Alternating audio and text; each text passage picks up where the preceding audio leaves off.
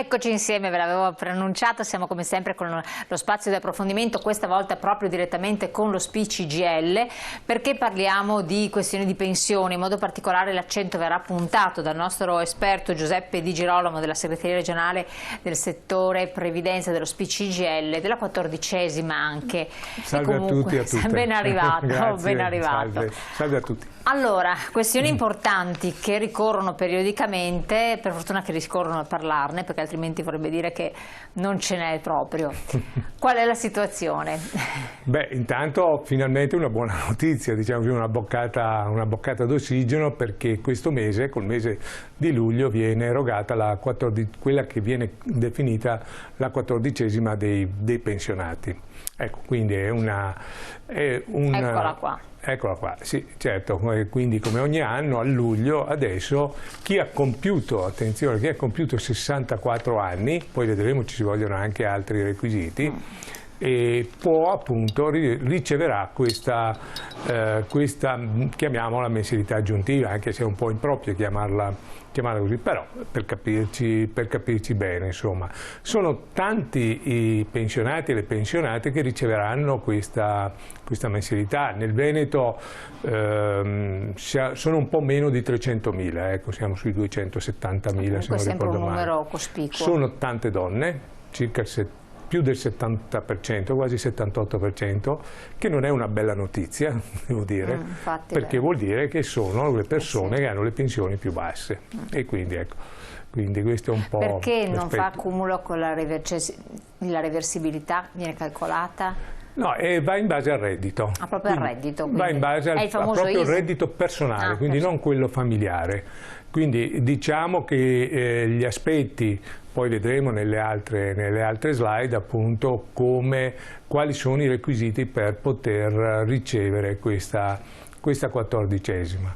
Ecco, quindi questa è un po' la notizia, insomma, del mese di luglio, che per alcuni si anticiperà al mese agli ultimi 5 giorni di giugno, per la questione del Covid, per chi ha diciamo il conto corrente, non il conto corrente, ma sì, la pensione insomma gli viene pagata alle poste. Chiaro. Allora vediamo anche la slide successiva.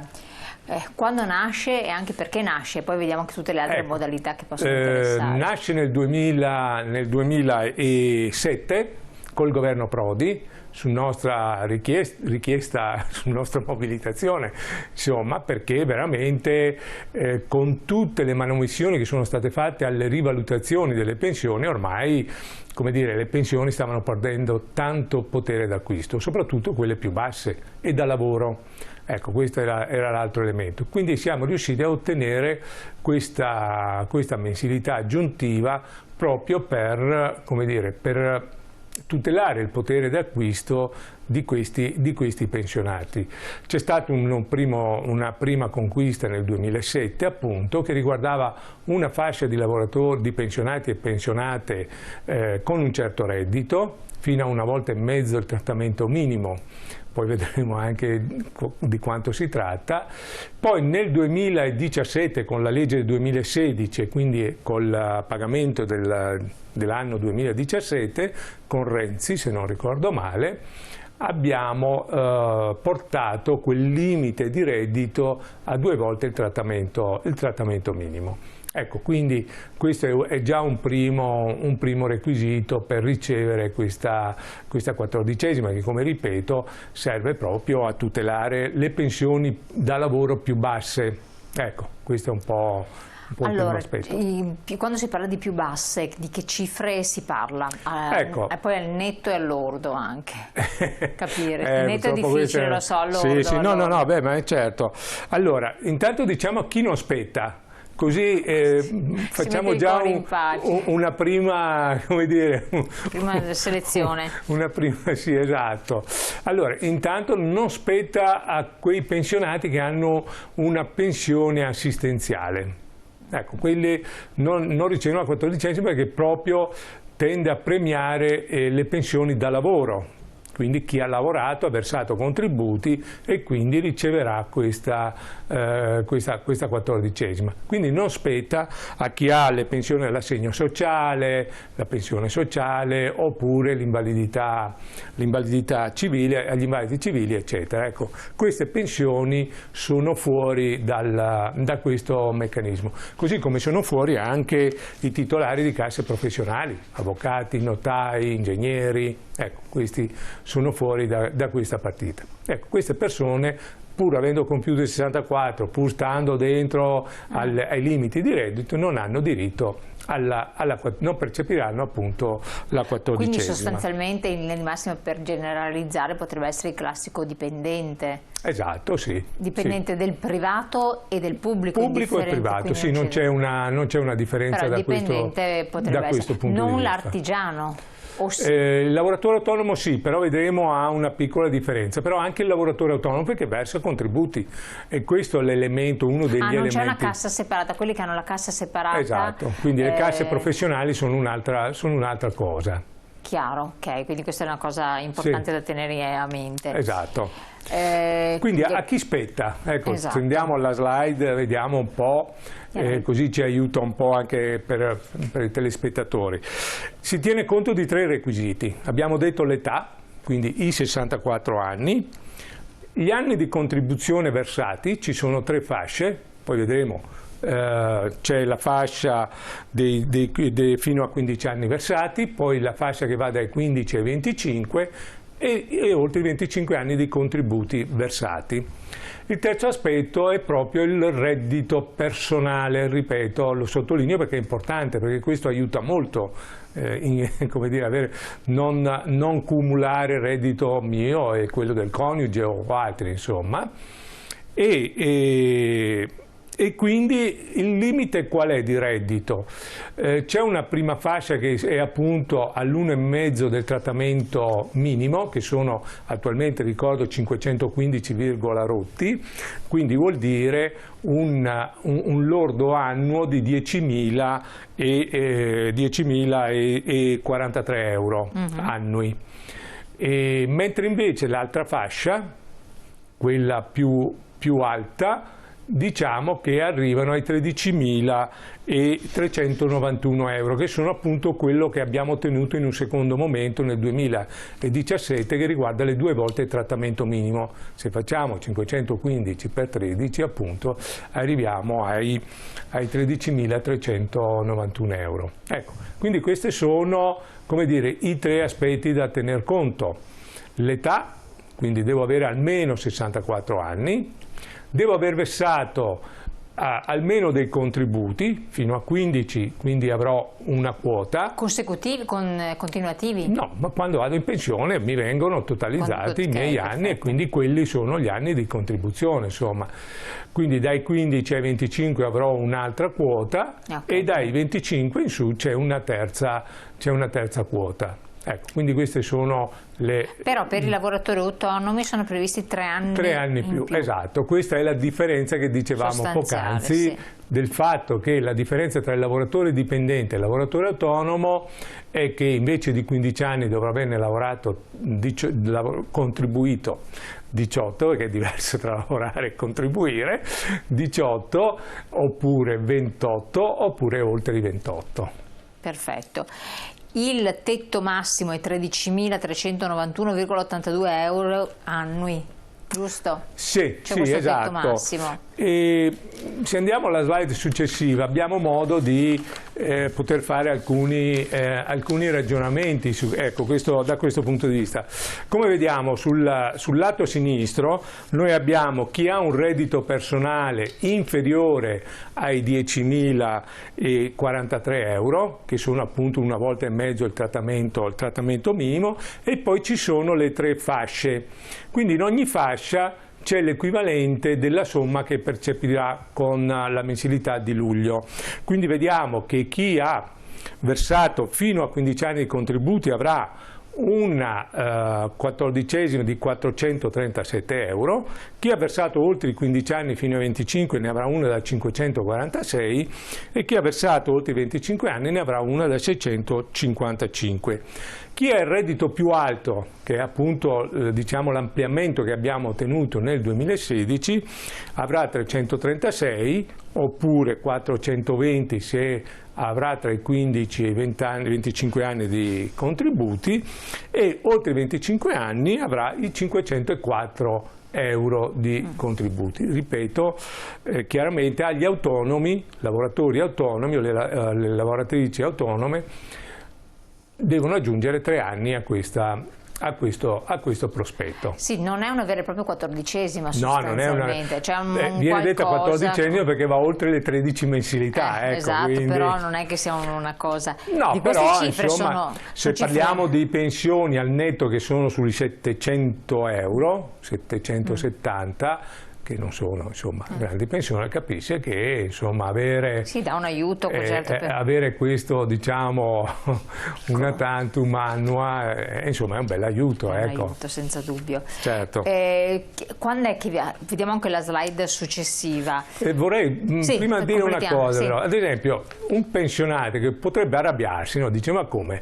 Io ho versato 26 anni di contributi ed ho un reddito di 13.400 euro, non prendo la quattordicesima.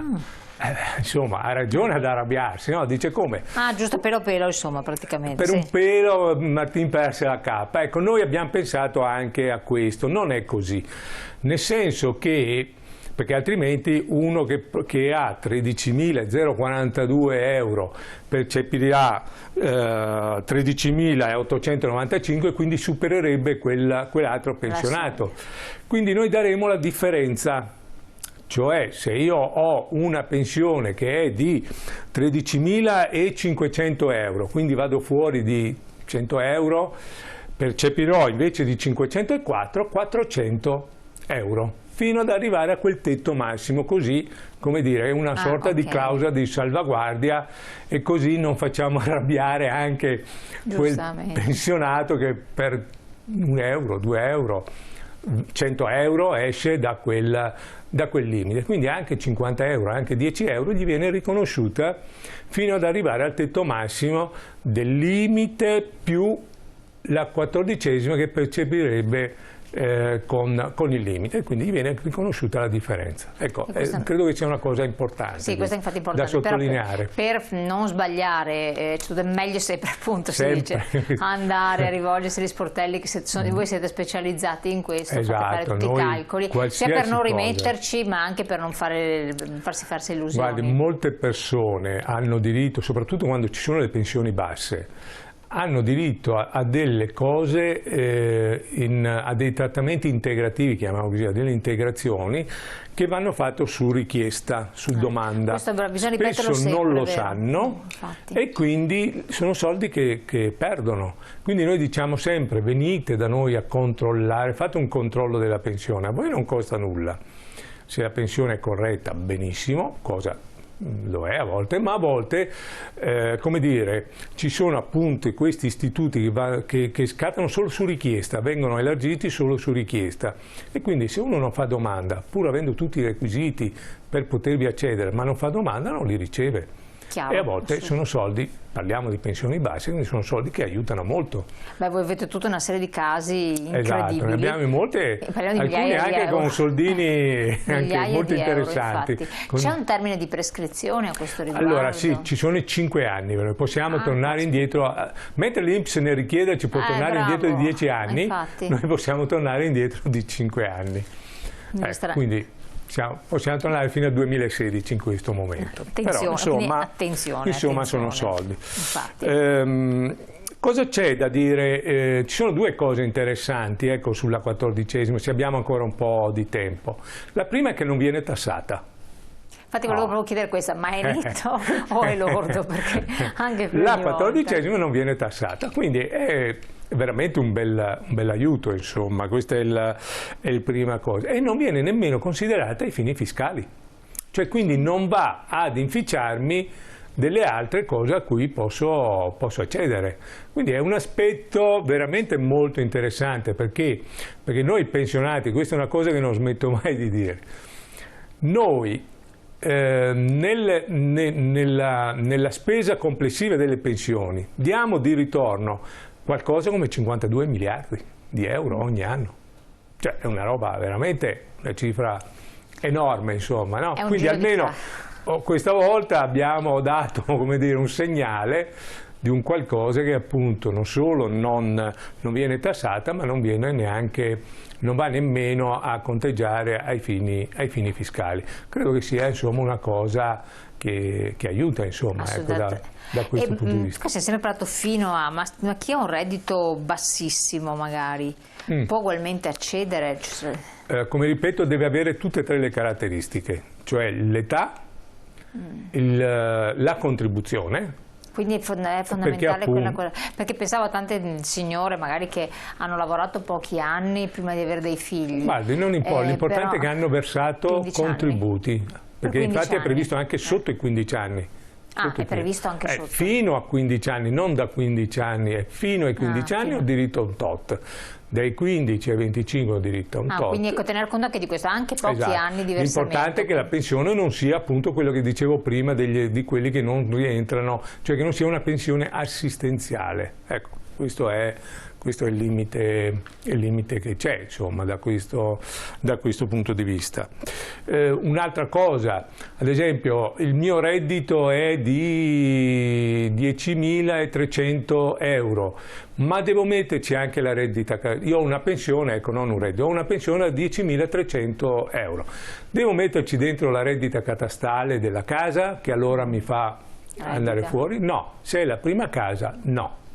Quindi, ecco, mentre in altre situazioni? In altre situazioni sì, ad esempio. In questo caso, sulla 14ª, il reddito della prima casa, cioè l'abitazione principale, non viene calcolata, così come gli assegni al nucleo familiare, così come ad esempio l'indennità di accompagnamento, sono tutte cose che non influiscono sui limiti di reddito per poter accedere alla 14ª. Quindi, come si può vedere, è sempre meglio a luglio, se uno vede, insomma, che è lì, fare un controllo per capire se la 14ª la prendono. Ecco, io chiedo anche la Dimitri, non dall'ultima slide, perché viene da chiedere, siccome tutto deve essere domandato, quanto quando arriva la 14ª, tutto deve essere chiesto, tutto deve essere domandato, nulla è dato per scontato, manco la pensione, quando uno va in pensione se uno non la richiede non gli arriva.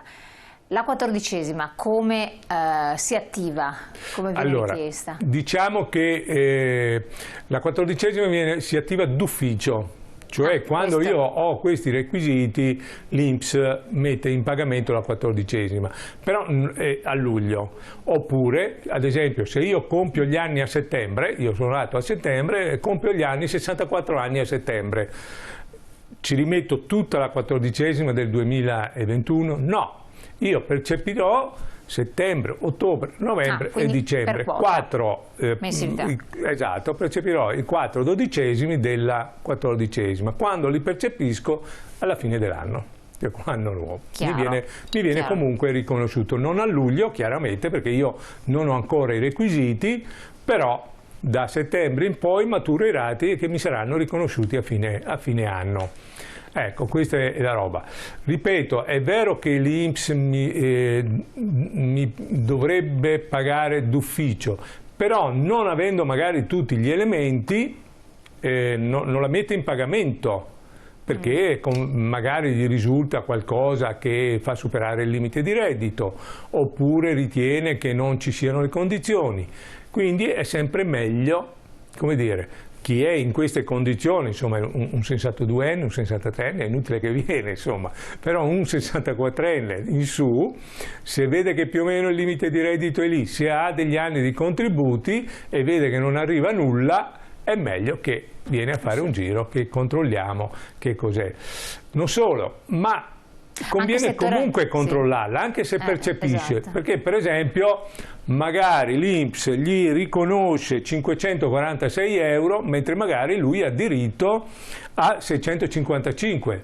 proprio ieri a Belluno, ero a Belluno, abbiamo avuto uno di questi casi, ecco perché mi è venuto in mente, di una persona dove gli è stato calcolato un reddito annuo che non andava calcolato e infatti gli cambiava la cifra da... assolutamente, è importante. Quindi ecco, sono importanti anche questi aspetti, insomma. Perfetto, siamo arrivati al termine anche di questo approfondimento. Allora Giuseppe Di Girolamo, grazie mille di averci supportato, di aver ricordato queste cose.